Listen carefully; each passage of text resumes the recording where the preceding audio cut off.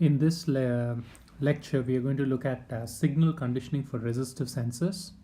So we've already looked at what a resistive sensor is. If a sensor takes a physical quantity as an input and gives an output as an output, it actually changes its own resistance.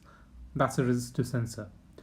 And what we are looking at is what kind of signal conditioning is required so that this change in resistance can be used by an electronic circuit.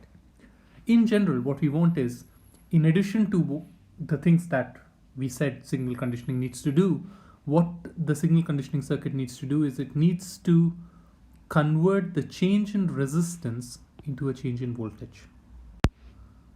Now, at this moment, maybe you could pause and think about what is a way in which you can convert a change in resistance to a voltage. Do you know any circuit that does that? So we'll take a look at some such circuits. But before that, let's look at the plan for the day. Here's what we want to do. We want to look at voltage dividers, which I think I've given out the answer, which is one of the ways in which you can convert a resistance into a voltage.